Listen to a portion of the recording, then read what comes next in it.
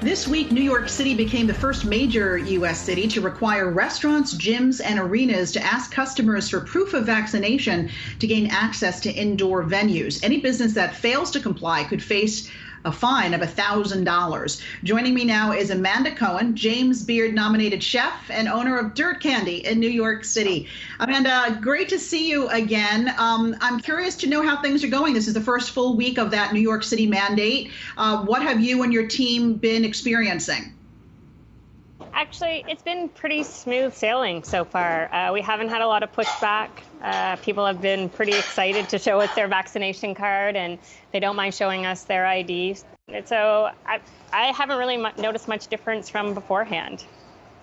That is really great, because I don't know if you're aware, but there was a disturbing video out there, some cell phone video that a patron caught just yesterday. A restaurant on the Upper West Side, the hostess asked 3 patrons, they were from Texas, to show their vaccine card. Those people got so upset they assaulted that hostess, and now those people are arrested and being dealt with by authorities. But does that worry you? Does that concern you? Like, how do you keep your staff safe during this?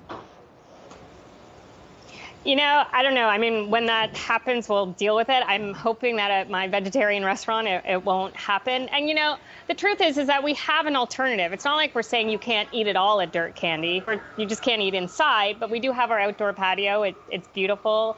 People love sitting out there. It's still really nice weather. I don't know what'll happen if somebody gets really irate with us, but we'll deal with it. We'll call the police, and they'll never get to eat at Dirt Candy again. Right. Well, do you feel, though, that the city is giving you, and sort of the restaurant industry in general, the resources you need, you know, to help implement this mandate? You know, I think more so than most of the other mandates that have been implemented, we actually had a really long time to deal with this. We knew it was coming. We had about 4 or 5 weeks to implement it, to talk about it with our staff. The city knew. We've called all our guests. They all know what's going on. And so it's a little bit not different than at the beginning of the pandemic, when sort of these mandates were put in place overnight. We know what's coming, and we've had a chance to deal with it. So yeah, actually, I think the city's done right by us this time around. So I want to ask you about another big challenge facing your industry right now, and that is an ongoing labor shortage. A lot of folks did not come back to their restaurant jobs because of what had happened during the pandemic. They either left the industry altogether, or they're just not working right now. And I know those extra weekly unemployment benefits expired just recently, and I'm wondering what you're seeing. When that happened, did you see interest beefed up, or accelerated interest, I guess, from people looking for work? You know, at Dirt Candy, we were actually fully staffed since we reopened indoor dining, which was in May. We pay our staff way above minimum wage. It's $25 an hour, and we offer lots of benefits. But I'm a co-owner in another restaurant called Lecca Burger, and they were struggling a little bit to find staff. But in the last week or two, we've gotten a ton of applications there. And so I think the staffing crisis is probably getting a little bit better. You know, it wasn't great before the pandemic. We were really sort of searching for chefs and servers like 2 years ago.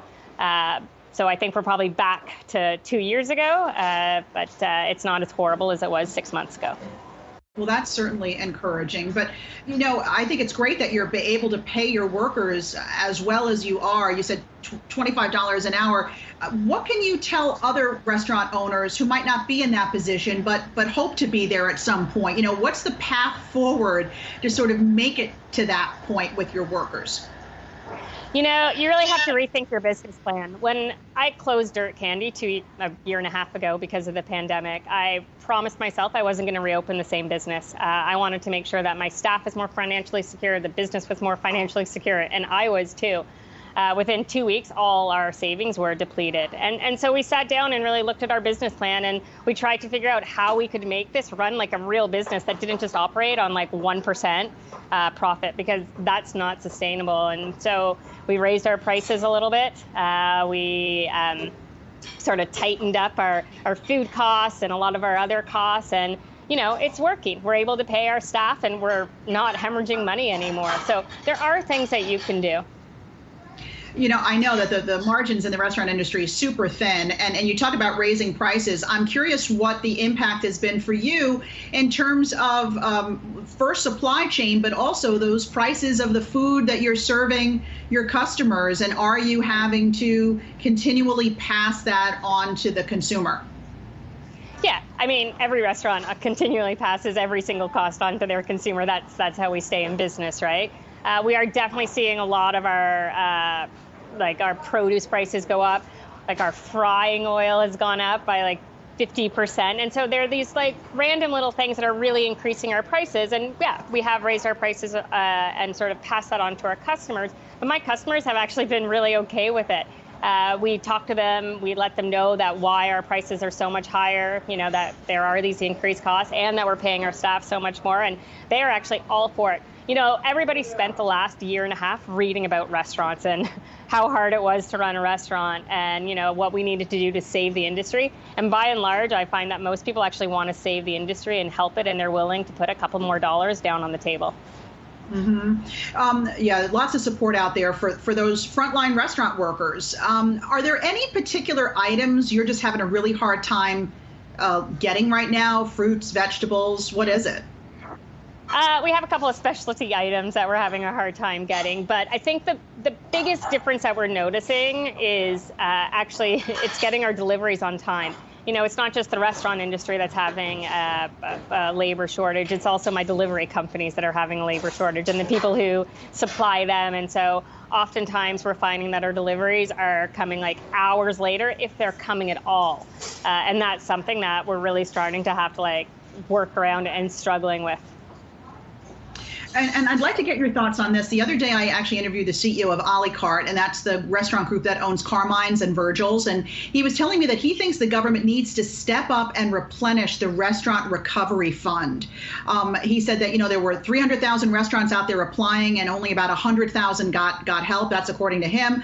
I'm curious if you had to get any of those funds, and do you think that restaurant fund does need to be replenished? Absolutely, it has to be replenished.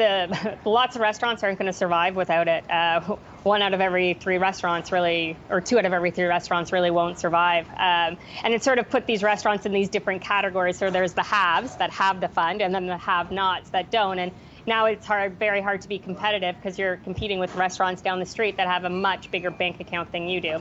I unfortunately was one of those people that did not get the grant, even though I was one of the I'm in the priority group. I'm a woman and I own my restaurant outright. And yeah, I would really like those funds. It would certainly help us all feel a little bit more secure. So yeah, we are desperate. Every single restaurant that didn't get the fund is desperate for it to be replenished.